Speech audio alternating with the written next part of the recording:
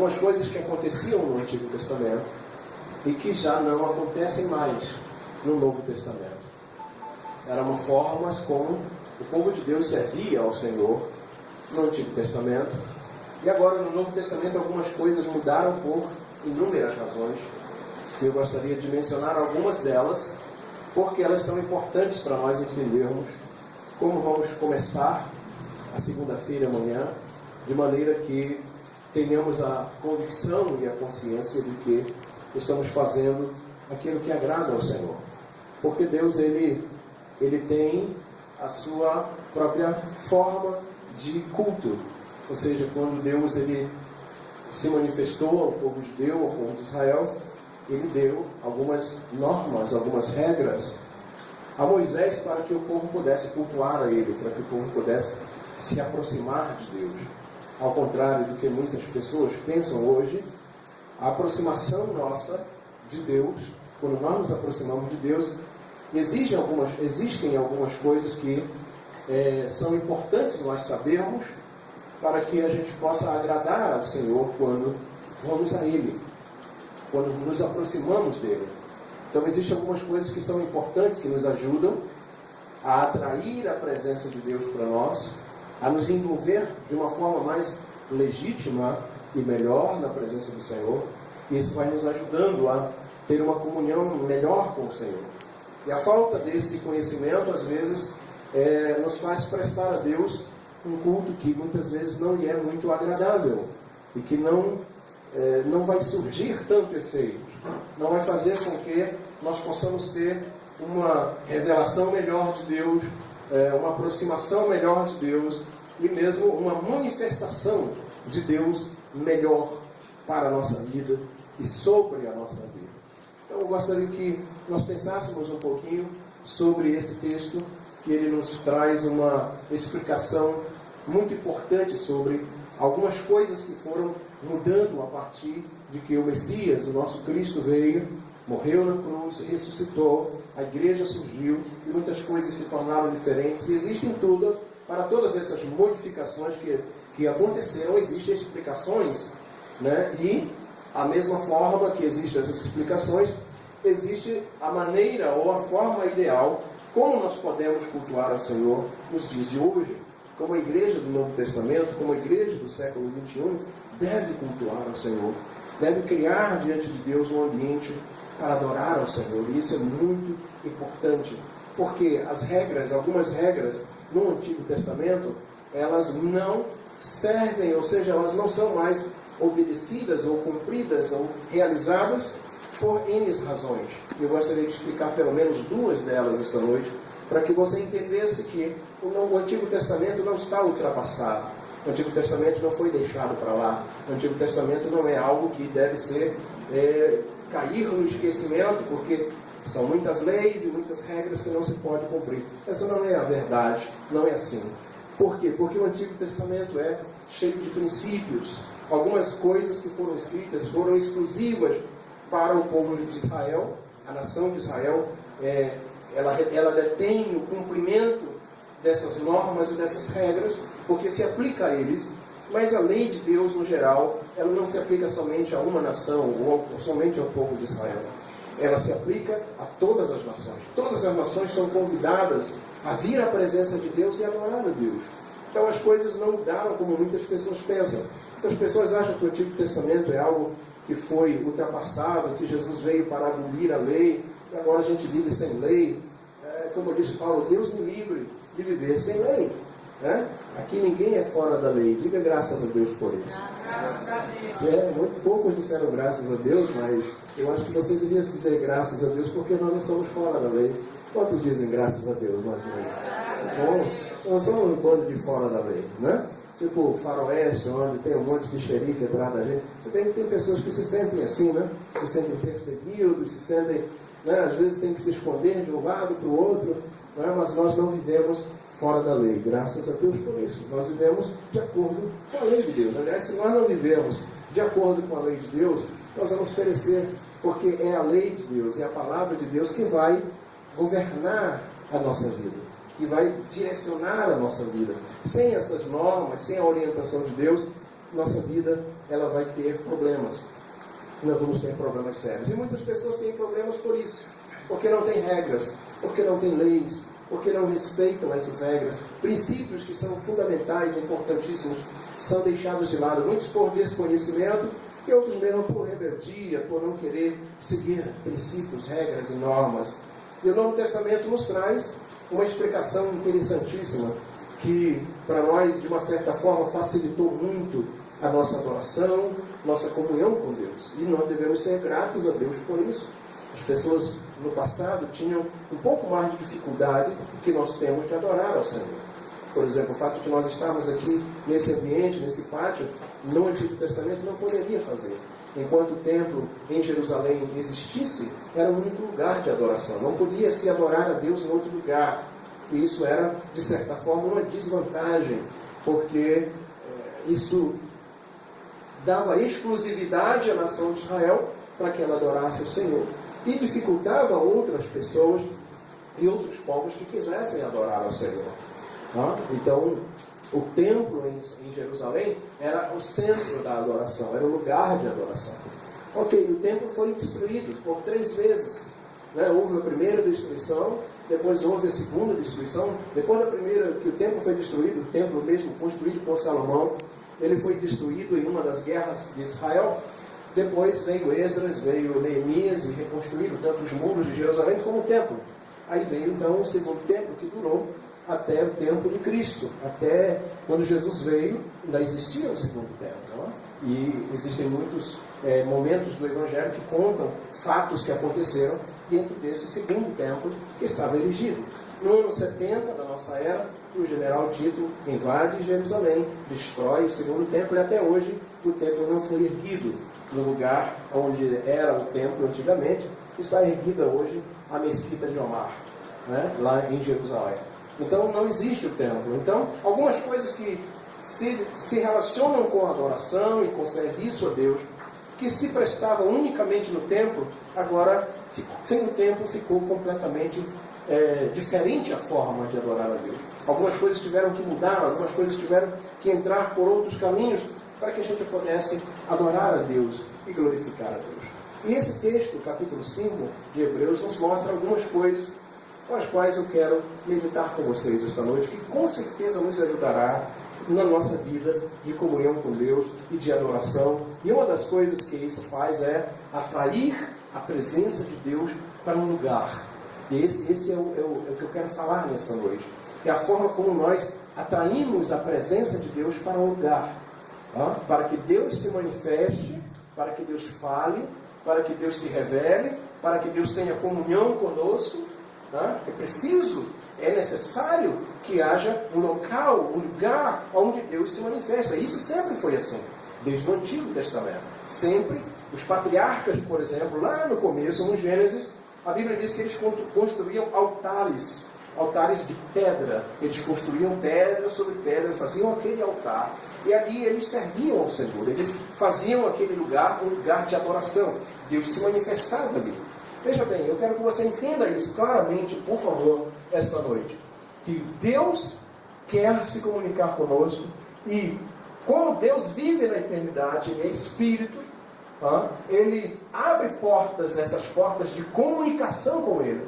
A forma como nós entramos neste mundo espiritual e a forma como Ele se conecta conosco no mundo físico. Nós estamos muito ligados ao mundo físico, temos pouca entrada no mundo espiritual, temos dificuldades de nos relacionar com o mundo de Deus, o mundo espiritual, e fazer essa harmonia, viver uma harmonia entre o espiritual e físico.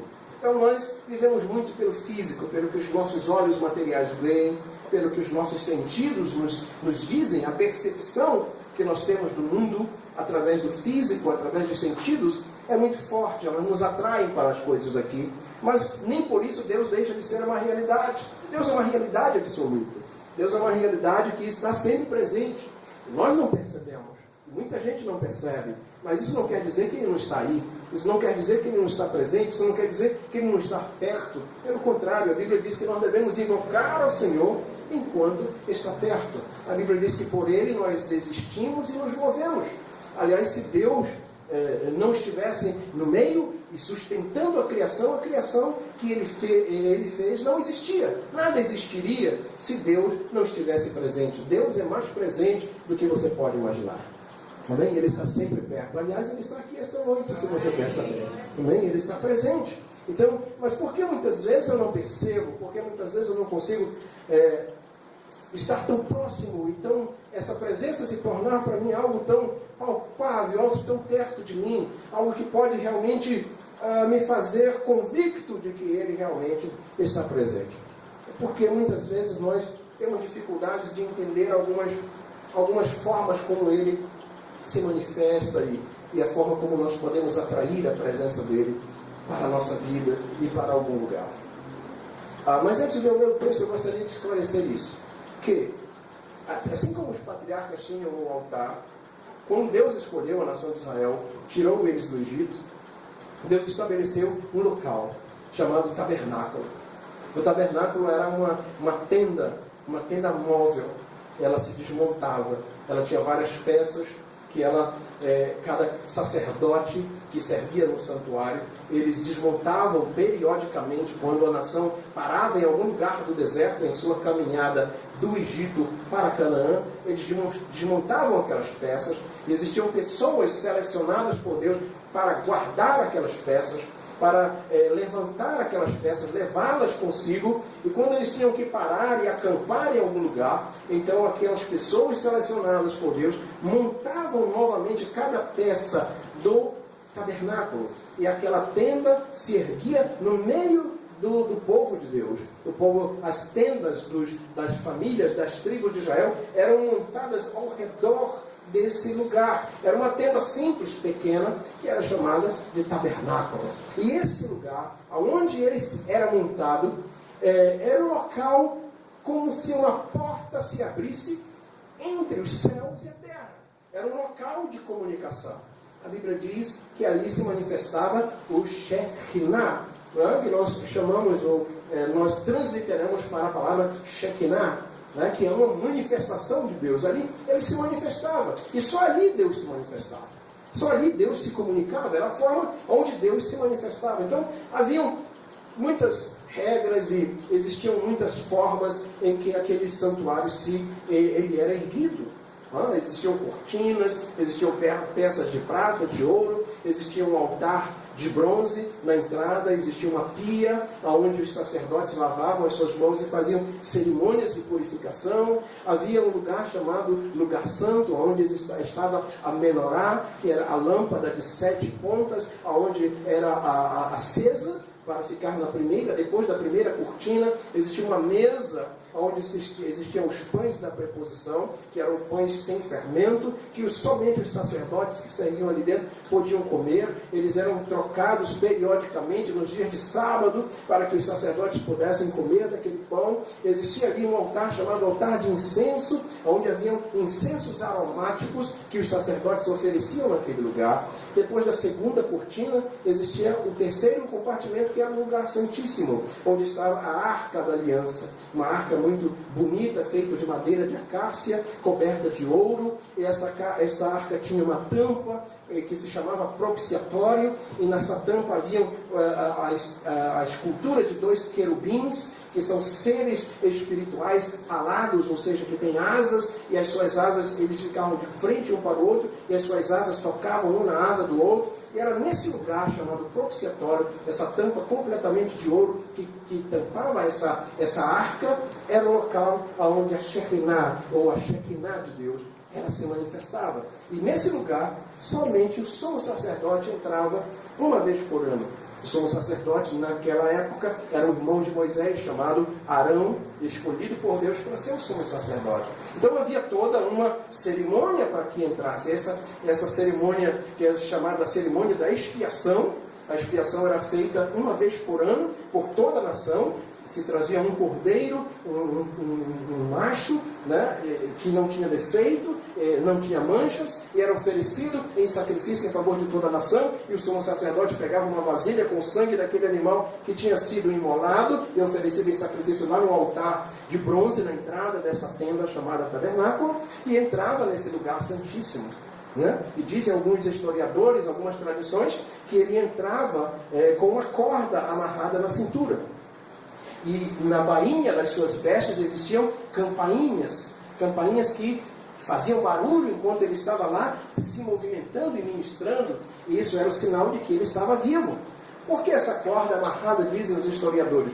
Porque se ele entrasse ali impuro, se ele entrasse em pecado, ele morreria afundado ele mesmo. A presença de Deus estava lá de uma forma muito clara, muito viva. Então ninguém podia entrar lá para tirar. Cada um que entrasse um atrás do outro ia morrendo.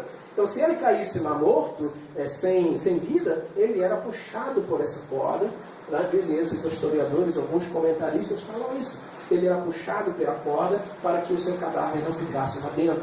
Ok, esse era o lugar onde Deus se manifestava. Esse era o lugar onde a manifestação da glória de Deus estava. E durante toda a viagem da nação de Israel, do Egito até Canaã, esse era o lugar onde Deus se manifestava. Esse era o lugar da manifestação da glória de Deus. Era o contato com o mundo espiritual, era o contato com Deus. Em nenhum outro lugar da terra isso acontecia. Não havia nenhuma outra manifestação de Deus em nenhum outro lugar do planeta Terra, a não ser no tabernáculo. Se alguém quisesse alguma coisa com Deus, teria que ir ao tabernáculo. Ok? Quando Israel entra em Canaã, esse tabernáculo ele deixa de ter essa função. E agora vem o templo. Salomão ergue o templo e o templo tem a mesma função. O templo tem a mesma função de fazer uma porta se abrindo entre os céus e a terra. Então sempre Deus teve isso. O tabernáculo no deserto, depois o templo lá em Jerusalém e assim sucessivamente. Deus sempre tem um ponto, um local onde ele se manifestava geograficamente. E ninguém podia chamar a presença de Deus em outro lugar porque ele não se manifestava. A manifestação de Deus começou a sair do templo quando surgiram os profetas. Por quê? Porque o templo foi profanado. Muitos reis de Israel pecaram contra Deus, se desviaram da palavra de Deus, profanaram o templo, erigiram deuses, estátuas de outros deuses que não eram deuses em Israel. E então Deus começou a se revelar aos profetas. Muitos profetas, como Elias, como Eliseu, como Isaías, como Jeremias, Daniel, Ezequiel e muitos outros, começaram a ter a manifestação de Deus fora desses ambientes. Foram as únicas vezes. Depois que passaram esse período profético, então houve um tempo em que a revelação de Deus se calou. Esse período mais ou menos de 400 anos, que é esse período entre o livro de Malaquias e Mateus. O Evangelho de Mateus e o livro de Malaquias, se você prestar atenção, não sei, na sua Bíblia, normalmente as Bíblias têm algumas páginas em branco, em que não existe nada aí entre Malaquias e Mateus. O que isso significa? Significa um calar de Deus. Não havia ninguém que falasse sobre Deus, não havia revelação, não havia nada, não havia nenhum contato, né, do povo com Deus. Até que aparece João Batista, né, um homem um pouco estranho, que começa a pregar na margem do Rio Jordão e começa a chamar o povo para o arrependimento e para o batismo nas águas do Jordão. Ele chamava o povo para uma imersão, batismo nas águas, para se purificar, porque ele era um profeta que dizia que o Messias estava chegando, que o Messias estava vindo. E o povo ia até o Jordão para ser batizado, muitos iam. E depois de João veio o próprio Cristo, que João batizou ele foi até o Jordão, foi batizado por João Batista, né? E ele muitas vezes ministrava ao redor desse templo, que era o segundo templo, que foi totalmente reformado pelo rei Herodes, aquele Herodes lá que a gente vê no Novo Testamento, principalmente no Evangelho de Mateus. Ele fez uma reforma muito grande do templo no segundo templo. Ok, isso quer dizer o quê? Quer dizer que quando o Senhor Jesus morre na cruz, depois que ele morre na cruz, a igreja começa a ser a cumprir a sua missão, o seu ministério, de poder falar da graça e do amor de Deus e o significado da sua morte na cruz. Então acontece que vem a destruição desse templo. E agora a gente fica sem um local, um contato direto com Deus. Um local na terra onde você pode dizer, Deus está aqui. É aqui que Deus se manifesta. No Antigo Testamento, quando existia o templo, se podia dizer isso. Esse é o local. Se você quer adorar a Deus, esse é o local. Em Jerusalém, no templo. Lá no deserto, se você quisesse dizer onde é o local onde eu posso buscar a presença de Deus, é no tabernáculo. Não existe outro lugar. Entende? Então, isso acabou.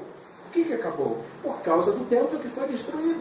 Mas antes do templo ser destruído, o Senhor Jesus disse assim: chegaria um tempo em que os verdadeiros adoradores adorariam a Deus em espírito e em verdade. Amém? Ou seja, onde não haveria necessidade. E aqui está a minha mensagem. Eu dei toda essa introdução para você entender aonde eu quero chegar. A mensagem que eu quero ministrar esta noite é exatamente essa. Aonde Deus transfere, né? Preste bem atenção para você tentar entender o que eu vou dizer nesta noite. Deus transfere essa responsabilidade de criar um ambiente para que o Senhor Deus, da mesma forma como Ele se manifestava no tabernáculo e no templo, pudesse agora se manifestar na vida de todos aqueles que viessem buscá-lo por meio de Jesus Cristo. Onde está meu Deus? Amém. Então preste bem atenção. A manifestação de Deus no tabernáculo era algo muito puro e muito glorioso. Deus se manifestava de uma maneira muito especial. A presença de Deus se movia dentro do tabernáculo. No templo, a mesma coisa. A presença de Deus se movia ali de uma forma extraordinária. E agora Jesus morre e começa um tempo diferente. E é isso que fala o capítulo 5. Então venha comigo para o capítulo 5 de Hebreus. E ouçam o que o escritor diz neste texto. Ele diz: porque todo sumo sacerdote, tomado dentre os homens, é constituído a favor dos homens nas coisas concernentes a Deus, para que ofereçam dons e sacrifícios pelos pecados, e possa compadecer-se eternamente dos ignorantes e errados, pois também ele mesmo está rodeado de fraqueza. E por esta causa deve ele, tanto pelo povo, como também para si mesmo, fazer oferta pelo pecado. E ninguém toma para si essa honra, senão o que é chamado por Deus como Arão. Ok? O que ele está dizendo aqui? Que existe um sumo sacerdote. Essa era a ordem da hierarquia daqueles que eram responsáveis para criar um ambiente para a manifestação de Deus. Quantos estão me ouvindo? Amém. Os sacerdotes e sumos sacerdotes eram responsáveis por cuidar do ambiente onde Deus se manifesta. E essa era a diferença do Antigo Testamento para o Novo Testamento. Qual a diferença? E o povo do Antigo Testamento tinha uma grande vantagem em relação ao povo do Novo Testamento. Qual é a vantagem? A vantagem é que eles acreditavam de fato que o local onde Deus se manifesta tem que ser um local que exige e que necessita de uma certa purificação, que exige que esses utensílios que são oferecidos a Deus sejam realmente consagrados a Deus para atrair a presença de Deus, por causa da santidade dele, por causa da beleza dele, por causa do resplendor dele. O caso não é que Deus era exclusivista no Antigo Testamento, não. Era que o povo de Israel entendeu que existia, a manifestação de Deus exigia por si só um local e um ambiente para isso. Que Deus não se manifestaria em qualquer ambiente, em qualquer lugar. Por que não? Por causa dessa beleza que ele tem, por causa dessa santidade que ele tem, por causa dessa grandeza que ele tem e por causa desse amor que ele tem. Ele é especial. Vou dizer mais uma vez, ele é especial. Não, você sabe que nós temos essa noção. Eu vou tentar esclarecer isso para você. Qual a noção? Você sabe que muitas vezes nós preparamos lugares especiais para pessoas especiais. Quando você vai fazer qualquer cerimônia especial, como um casamento, a recepção de um amigo, quando você vai receber um amigo que nunca mais você tinha visto de tanto tempo, e às vezes você conhece o hábito dele, você começa a trazer para sua casa algumas coisas que você sabe que ele vai ficar feliz se ele chegar na sua casa e ver. Ele vai lembrar daquelas coisas que são importantes para ele, e você começa a preparar a sua casa, começa a preparar o seu ambiente para receber aquele amigo. Ele vai chegar e vai ver que o ambiente está preparado, que você estava pronto para recebê-lo. Isso acontece naturalmente no aniversário, no casamento, na recepção de um amigo que vem à sua casa. Nós preparamos o ambiente. Quem está me ouvindo esta noite? Ok. Então isso é exatamente o que acontecia no Antigo Testamento. Deus é alguém muito especial. Vou repetir, Deus é alguém muito especial. E se Ele é tão especial assim para você, se você tem consciência disso, você vai entender o que eu estou falando. Da mesma forma como esse amigo é tão especial, que você pode preparar um ambiente muito especial para ele, porque ele merece e porque é uma pessoa que tem para você um preço, né? Ela custa caro para você, e você prepara o ambiente. Da mesma forma, Deus é alguém muito especial. E Ele quer visitar a sua casa. Vou repetir, Ele quer visitar a sua casa. Ele quer visitar a minha casa. Ele quer visitar a minha vida. Ele quer visitar o meu ser. O meu corpo. A Bíblia diz que o meu corpo é templo do Espírito de Deus. Ou seja, hoje a minha casa, o que eu sou, manifesta. Eu posso manifestar a presença de Deus na minha vida? Claro que eu posso. Lógico que eu posso. Desde que eu tenha essa consciência.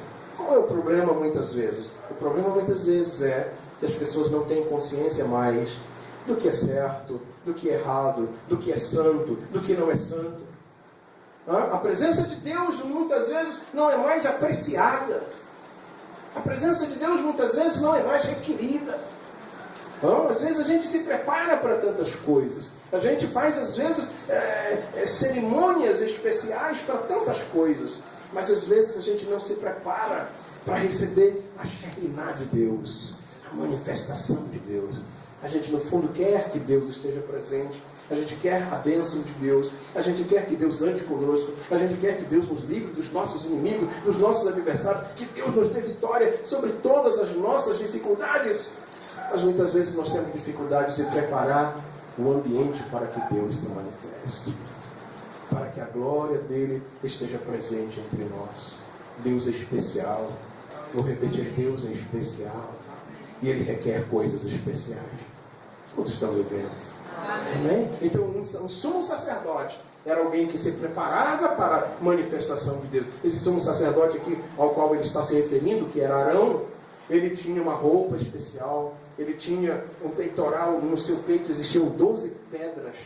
12 pedras cravadas em um colete que ele usava, representando as 12 tribos de Israel.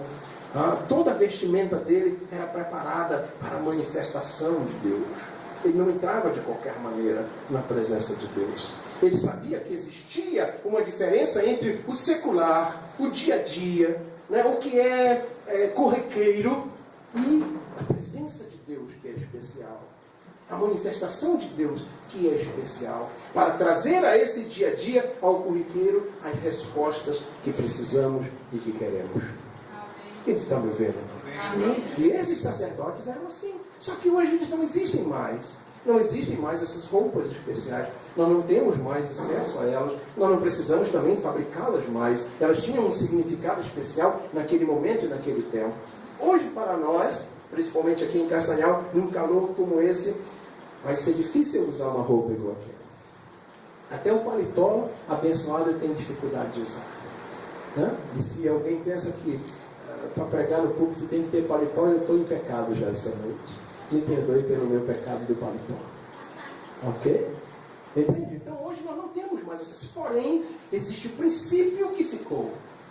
O princípio de que existe a necessidade da preparação de um ambiente para que Deus possa se manifestar. Quantos estão me ouvindo? Amém? Por quê? Porque às vezes nós queremos a presença de Deus, nós queremos a manifestação de Deus e nós queremos ter uma experiência com Deus, mas não queremos nos preparar para que essa manifestação de Deus, ela aconteça. Quantos aqui querem? Quantos aqui almejam? Quantos aqui gostariam? Quantos aqui desejam a presença dele? Amém. De verdade? Amém. Aleluia. Que bom que você deseja. Eu também desejo. Eu quero a presença dele neste lugar. Eu quero a presença dele na minha vida. Eu quero a presença dele na minha casa. Eu quero a presença dele na minha família. Mas a pergunta é, como eu faço?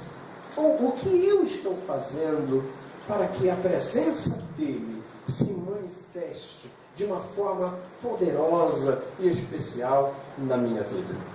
O que eu estou fazendo? Porque aqui diz o texto E esse sumo sacerdote, ele se preparava, e como ele fazia? Ele fazia sacrifícios por ele e fazia sacrifícios pelo povo, para preparar o povo e para que ele mesmo se preparasse para a manifestação de Deus. Mas hoje nós não oferecemos mais esses sacrifícios, esses animais, esse tempo, já não, no tempo que nós vivemos isso não cabe mais. Então o que vamos fazer? Então venha comigo, o texto diz o seguinte. Versículo 4, eu terminei no versículo 4 que diz: ninguém toma para si essa honra, senão o que é chamado por Deus como Arão. Ou seja, ele estava dizendo que o sacerdócio de Arão era o chamado de Deus, e que eu não posso me nomear sacerdote. Eu não posso chegar aqui e dizer: irmãos, a partir de hoje eu sou um sacerdote. Estou me nomeando, eu sou um sacerdote. Eu estou me nomeando um pastor, eu estou me nomeando um apóstolo, eu estou me nomeando um sei lá o quê. Ele diz: ninguém toma para si essa honra, a não ser que seja chamado por Deus para fazer isso. E Jesus, aí ele fala de Jesus, vamos aqui, rapidinho, eu já estou terminando. No versículo 5, assim também Cristo não se glorificou a si mesmo para fazer como sumo sacerdote, para se fazer sumo sacerdote, mas aquele que diz: tu és meu filho, hoje te gerei, como também diz no outro lugar: tu és sacerdote eternamente, segundo a ordem de Melquisedeque, o qual nos dias da sua carne, oferecendo com grande clamor de lágrimas, orações e súplicas ao que podia livrar-lhe da morte, foi ouvido quanto ao que temia. Não escute. Preste bem atenção no que eu vou lhe dizer. Se você entender isso aqui, você vai conseguir um contato direto com os céus nessa noite. Há uma porta que está aberta. Assim como no Antigo Testamento, no deserto, o tabernáculo era essa porta. Assim como no tempo do templo em Jerusalém, o templo era essa porta. A Bíblia diz que Jesus abriu uma porta que ninguém pode fechar. Existe uma porta, pastor, aberta diretamente com os céus hoje, que não é mais o templo, nem é o tabernáculo? Claro que existe. E é isso que eu quero dizer para vocês esta noite. Essa porta está aberta. Amém. Existe um contato direto. E assim como Deus se manifestava no Antigo Testamento, a sua presença era atraída para o físico através dessas portas abertas. Da mesma forma, no Novo Testamento, existe uma porta que se abre e os céus tem contato com a terra. E Deus se manifesta na sua Shekinah e na sua glória. Quem está me ouvindo? Isso é uma boa notícia ou não é? Eu acho que é uma boa nova, não é? Eu acho que é uma boa notícia. Eu acho que muita gente precisa saber disso. Isso é uma boa notícia. Amém? É uma boa notícia. E o que o escritor Hebreus está dizendo? Ele está dizendo que Jesus se tornou sumo sacerdote. Então espere. Se Jesus é sumo sacerdote, então o sacerdócio não acabou.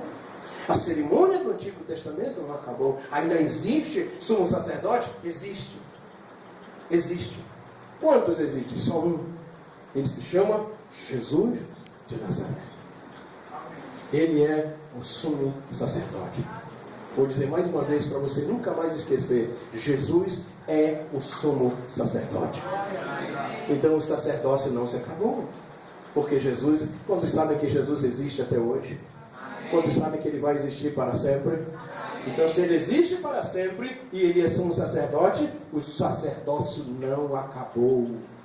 Para surpresa nossa, o sacerdócio no Antigo Testamento acabou com relação que Arão morreu. Arão já não existe mais, não existe aquelas roupas todas, mas existe um sumo sacerdote, que aliás está presente aqui esta noite, que se chama Jesus de Nazaré. Não existe um sumo sacerdote. Se existe um sumo sacerdote, pastor, existem os sacerdotes? Claro que existem os sacerdotes. Os sacerdotes que ministram no templo, que preparam um ambiente para Deus, que não deixa faltar pão na proposição, que não deixa a menorá se apagar, que não deixa que o incenso se acabe. Existe. E você me pergunta: pastor, onde é que eu encontro um sacerdote como esse nos dias de hoje? Olhe para a sua direita, olhe para a sua esquerda. Aí ele. Essa pessoa que está sentada ao seu lado é um sacerdote. Quantos sacerdotes vieram para o culto esta noite? Oh, que você entende isso então? Que bom que você entende isso. Por quê? Porque o culto a Deus é preparado pelo sacerdote e pelo sumo sacerdote. Amém? Ou seja, nós somos responsáveis hoje, no Novo Testamento, pela preparação do ambiente para que Deus se manifeste. O lugar onde Deus vai se manifestar precisa ser preparado pelo sacerdote. Está me ouvindo? Amém. Bem, então, se você é sacerdote, eu louvo a Deus porque você tem essa consciência, porque às vezes as pessoas pensam que no domingo à noite a responsabilidade é do pastor que vai pregar, ou a glória de Deus vai descer na igreja. Se o pastor der aquela mensagem, aquela pregação que ele sobe no púlpito, planta 2 bananeiras e joga a cadeira para cima e apara no peito, e o povo de 250 são batizados com o Espírito Santo. Aí a glória de Deus desceu. E às vezes as pessoas o pastor, quando começa a ministrar, um líder na igreja começa a ministrar, e aí parece que aquela mensagem já não é mais aquela coisa de arrebatar as multidões. Aí começa a importar gente de fora, chamam-os estrelas, né? Aquelas pessoas que conseguem arrebatar multidões, para que o culto seja mais animado, para que o culto seja mais apreciado, para que o culto seja uma bênção, para que a glória de Deus se manifeste. Mas e onde estão os sumos sacerdotes? Ou melhor, onde estão os sacerdotes que preparam o culto? Eles estão aqui. Cadê os sacerdotes? E quantos sacerdotes vieram para o culto do Senhor? Entende? Somos nós que preparamos este ambiente. Juntos, somos a igreja, uma nação de sacerdotes, para chamar a presença de Deus e para atrair a presença de Deus. Vocês estão me ouvindo? Oh meu Deus, louvado seja o nome do Senhor. Isso é uma função muito importante. Por que então isso não acontece, pastor? Porque muitas vezes nós nos sentimos assim. Porque muitas vezes você não entende o que é ser um sacerdote. Porque muitas vezes o sacerdócio é algo menosprezado e depreciado. Ser um sacerdote, querido, você pode preparar um ambiente para que a presença de Deus se manifeste. Quando você está sozinho no seu quarto orando, prepara o ambiente, porque a glória e a Shekinah de Deus vai descer lá dentro. Quantos estão me ouvindo? Vai descer lá dentro. Se você tem essa consciência, quando você vem para a casa do Senhor, num culto como esse, você imagina cada um de nós preparando um ambiente para Deus se manifestar, quando nós levantarmos um clamor, quando nós começarmos a louvar a Deus com uma canção, quando a mensagem de Deus começar a ser pregada, quando nós começarmos a orar e buscar a face do Senhor, o que vai acontecer? O Shekinah de Deus vai se manifestar no nosso meio. Aleluia. E por que não acontece? Porque às vezes não estamos preparando o ambiente. Às vezes as pessoas chegam na presença de Deus de qualquer maneira. Tem gente que chega muito invocada na presença de Deus. Tem gente que vem para a presença de Deus todo armado e diz: hoje eu vou pegar Deus e vou arrebentar com ele.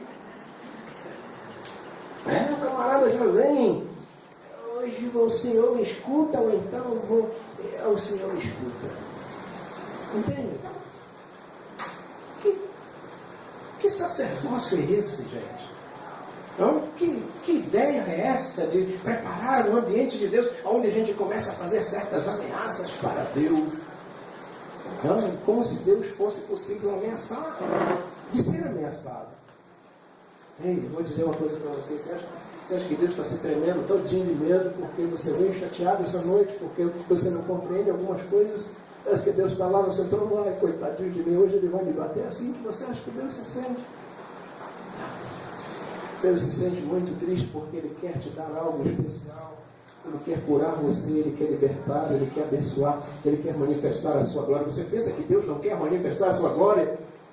Eu vou dizer igual o irmão que pregava no interior. Uma vez eu ouvi uma história do irmão que pregava no interior, né? E ele foi dar o testemunho, era um novo convertido, e ele foi dar o testemunho. Ele pediu: pastor, eu estou muito feliz, eu preciso dar o testemunho, eu preciso contar o que Jesus fez na minha vida. O pastor disse: pois não, fala aqui o que Jesus fez na sua vida. Mas eu quero dizer para os irmãos que eu estou tão feliz que nem Jesus sabe da alegria que eu estou sentindo.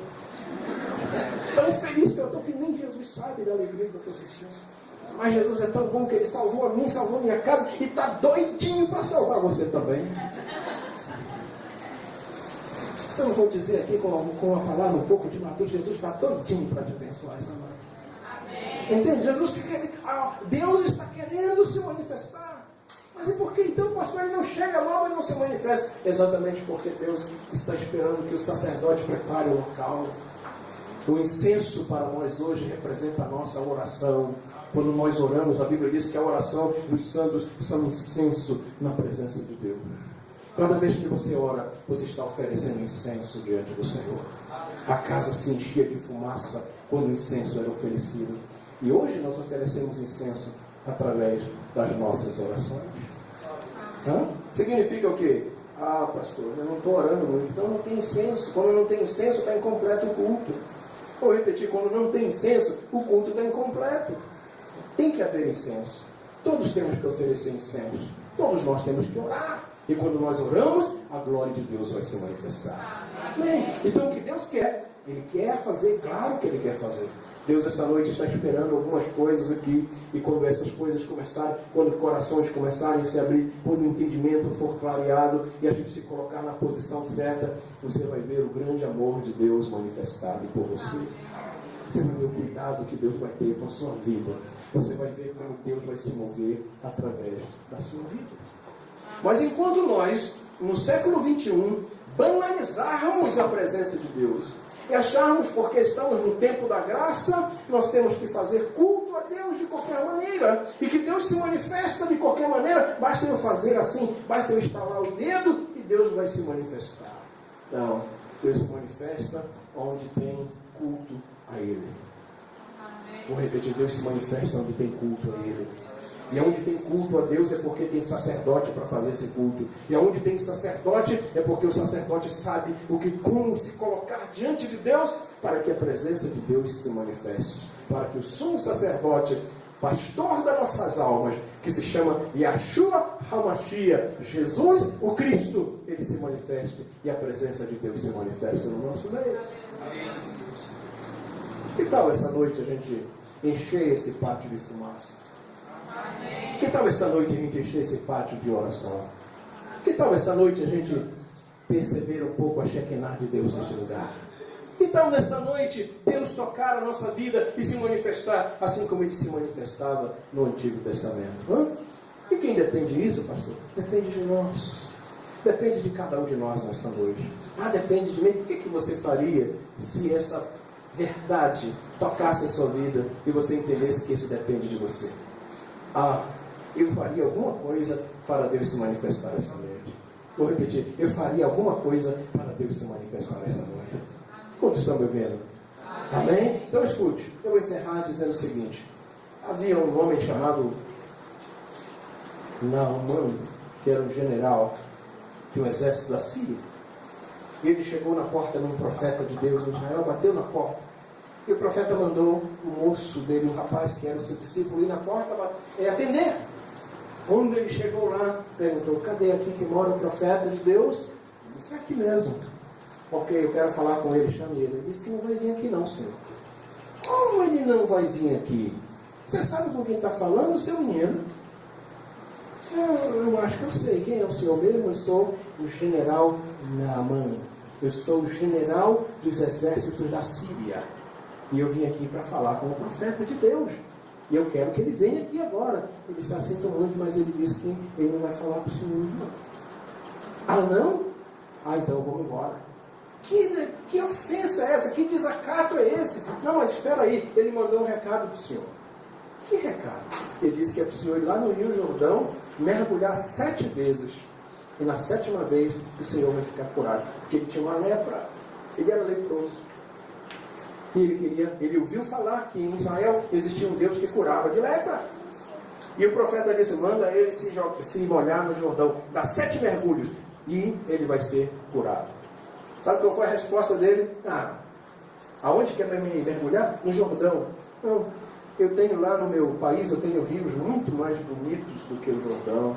Por que ele não manda eu ir lá para lá? Lá no Jordão, essa água aí, não vou para essa obrigação. E foi embora. Ele foi embora, porque ele não queria se humilhar diante de Deus e fazer aquilo que Deus estava pedindo que ele fizesse. Ele se sentiu ofendido, ele se sentiu orgulhoso, ele se sentiu que ele sabia mais do que Deus, que ele conhecia mais do que Deus. e que ele não queria seguir dogmas e nem seguir regras e nem seguir orientações. Ele tinha um conceito sobre Deus. Muitas pessoas vão embora e muitas pessoas saem da presença de Deus igual Naamã. E muitas pessoas fazem a mesma coisa. Sabe por quê? Porque eles não entendem o agir de Deus. Porque eles não entendem e não compreendem a manifestação de Deus. Esse pátio é calorento demais. Esse pátio aqui é muito simples em relação a muitos templos que existem nesta cidade e fora desta cidade. Mas escute o que eu vou lhe dizer. Deus tem se manifestado neste lugar. E Deus tem estado aqui neste lugar. Não se engane com as aparências. Porque Deus está presente neste lugar. Se você olhar na televisão, mudar de canal, dificilmente você vai ver o meu rosto lá. Eu não sou um pregador de mídia e nem de multidões. Não, de forma nenhuma. E talvez nunca serei. Porém, uma coisa eu sei. Que Deus se manifesta em nosso meio quando nós clamamos por Ele. Quantos estão me ouvindo? Ok. Então muitas vezes a gente cria uma barreira para que Deus possa operar. Deus quer operar sim, mas às vezes a barreira está na nossa vida, no nosso coração. Existem regras, existem coisas que a gente tem que se curvar e se humilhar diante de Deus. Ei, precisamos nos humilhar diante de Deus, porque Deus quer agir, mas Ele não vai agir do seu jeito, Ele não vai agir do jeito que você quer, Ele não vai agir da forma como você quer, Ele não vai agir do jeito que você quer. Deus tem um jeitão dele. Vou repetir, Deus tem um jeitão dele. Deus tem um jeito dele de agir, e Ele vai agir do jeito dele. Feliz aqueles que encontram o jeito de Deus agir. Aleluia. Feliz aqueles que compreendem a forma como Deus está agindo. Deus está agindo nesta hora aqui. Alguém pode sair daqui e dizer, eu fui no culto lá, na igreja de Deus da profecia, mas eu não senti essas coisas todas. Eu não achei que era aquela coisa toda. É verdade, você pode sair, não tem problema nenhum você sair daqui e dizer que Deus não esteve, ou que Deus não falou, ou que Deus não se manifestou. É uma questão, todo mundo pode ter a sua própria opinião. Eu discordo dessa opinião. Eu creio que Deus está presente neste lugar. Eu creio que Deus quer agir aqui nesta noite. Eu creio que Deus quer curar. Eu creio que Deus cura até tosse de 2 semanas que eu estou com tosse. Eu creio que Deus pode curar. Quantos creem que Deus cura a tosse também? Deus cura a tosse também. Entende? Então, o que impede de Deus fazer isso? A única pessoa que pode impedir o agir de Deus na minha vida sou eu mesmo. Você mesmo. A única pessoa que pode impedir. Ninguém mais pode impedir. Não é culpa do pastor, nem do irmão que está ao seu lado, à sua direita, à sua esquerda, ou atrás de você. Só você pode impedir. E só você pode atrair a presença de Deus esta noite. Se você entender essa verdade. Quantos estão me ouvindo? Até que alguém chegou com a mãe e disse, mãe, é o seguinte, rapaz, você já chegou até aqui, você já veio até aqui. Que custa você ir lá no Jordão e se banhar 7 vezes? Se fosse um pedido maior, mas só para você dar 7 mergulhos? O que acontece? Por que não? Até que convenceram ele de que Deus podia fazer um milagre. E ele foi ao Jordão, quando deu o 7º mergulho, ele saiu de lá curado. Aleluia. Por quê? Porque ele entendeu que existe um ambiente para Deus operar. Existe uma forma como Deus trabalha. Existe uma maneira como Deus trabalha. Deus tem um culto, Deus tem um sacerdote, Deus tem os seus ministros, Deus tem a sua regra, Deus tem a sua forma. E quando a gente vem para a presença de Deus e a gente se humilha e recebe a forma de Deus operar, você vai sentir a presença de Deus esta noite. Você vai ser tocado por Deus esta noite. Entende? É um esvazie-se de você mesmo, porque Deus já tem o seu culto, Deus tem o sumo sacerdote, Deus tem os seus sacerdotes, e o culto de Deus já está acontecendo. A presença, a porta já está aberta. Vou repetir, a porta já está aberta. Vou dizer mais uma vez, a porta já está aberta. Que tal essa noite a gente perceber um pouquinho a Shekinah de Deus neste lugar? O que você acha da ideia? Só quem acha uma boa ideia fique de pé. Quem não gostou da ideia pode ficar sentado mesmo, não tem problema. E se você gostou dessa ideia, eu gostei dessa ideia. Eu gostei dessa ideia, né? Esse